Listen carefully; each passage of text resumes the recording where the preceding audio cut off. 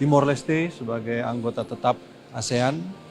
Seperti kita ketahui bahwa sudah berapa lama ini, kalau saya tidak salah sudah sejak 2004 Timor Leste ingin mengajukan diri sebagai anggota ASEAN, dan secara politik para pemimpin ASEAN sepakat untuk menerima Timor Leste sebagai anggota ASEAN. KTT yang hari pertama, tadi ada 2 sesi besar. Yang pertama adalah rapat pleno para kepala negara ASEAN, yang kemudian dilanjutkan dengan sesi retreat dari para kepala negara ASEAN. Di rapat pleno tadi yang menjadi pembahasan adalah mengenai community building ASEAN, antara lain dibicarakan mengenai posisi ASEAN pada saat ini, kemudian bagaimana ASEAN memandang semua dinamika geopolitik dan bagaimana ASEAN harus bisa menghadapi dinamika tersebut. Jadi intinya semuanya tadi sepakat bahwa ASEAN sentralitasnya tetap harus dijaga. Kemudian ASEAN merupakan sebuah wadah yang harus dinamis dan bisa menyesuaikan dengan berbagai perubahan, dengan tetap memperhatikan kepentingan negara-negara anggotanya.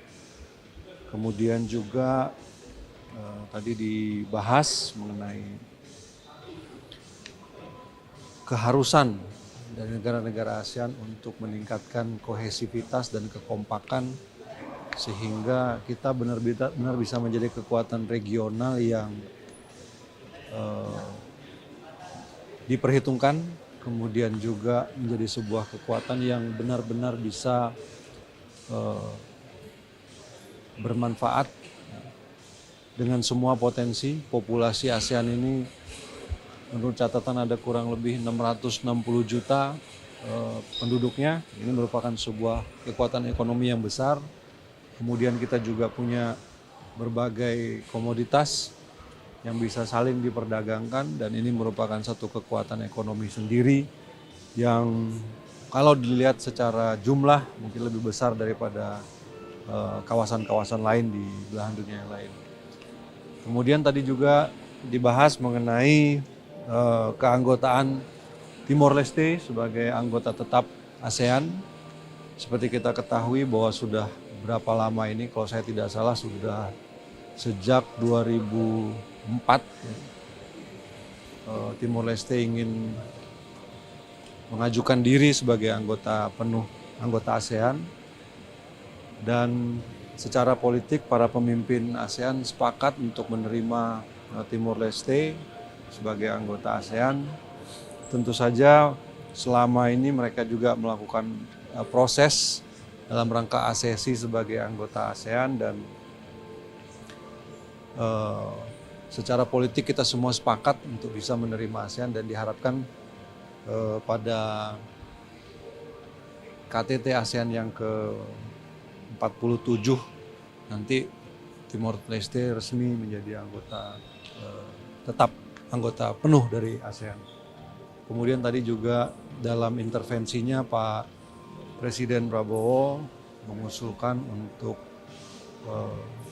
mempertimbangkan keanggotaan bagi Papua Nugini. Seperti juga disampaikan, Papua Nugini juga telah mengajukan diri sebagai anggota ASEAN sejak tahun 2018 kalau saya tidak salah, suratnya dikirimkan itu. Dan kemudian tadi Pak Prabowo juga menyampaikan dalam intervensinya. Kemudian dari sesi retreat, kita tadi membahas mengenai situasi di Myanmar dan langkah-langkah apa yang sepatutnya diambil oleh ASEAN dalam rangka menyelesaikan konflik yang ada di sana. Dan juga bagaimana kawasan ini, bagaimana ASEAN ini menghadapi situasi perubahan eh, situasi geoekonomi yang terjadi. Jadi kira-kira itu tadi yang dibahas. Kemudian setelah itu juga ada KTT, ada pertemuan antara para kepala negara dan perwakilan dari parlemen dari masing-masing negara ASEAN. Kemudian dilanjutkan juga dengan organisasi Youth, ASEAN Youth setelah itu, dan juga dengan business community. Tadi juga Bapak Presiden sempat melakukan pertemuan bilateral dengan Perdana Menteri Lau PDR dan Perdana Menteri Singapura dalam percakapan, dalam pembicaraan di kedua pertemuan bilateral tersebut. Beliau menyampaikan bahwa perlu ada peningkatan hubungan kerjasama, khususnya di sektor-sektor ekonomi, sehingga tadi apa yang disampaikan pada saat KTT pleno itu benar-benar bisa secara konkret dilaksanakan. Saya kira itu saja yang bisa saya sampaikan. Besok acaranya masih berlanjut.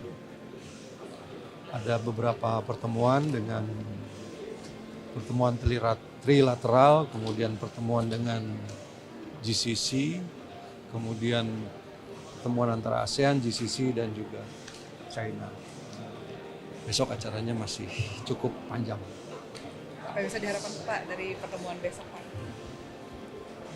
Kita semua ada dalam suatu posisi ya, karena diharapkan apa yang jadi pertemuan-pertemuan ini bukan sekedar pertemuan tanpa follow up, tanpa ada yang konkret, tapi yang kita harapkan adalah bagaimana kerjasama antar kawasan ini bisa meningkatkan tentu saja ekonomi masing-masing kawasan, dan masing-masing negara di dalam kawasan tersebut ada suatu intensitas hubungan kerjasama yang lebih erat dan lebih kuat. Saya kira itu saja. Terima kasih. Selamat malam. Selamat istirahat. Siang.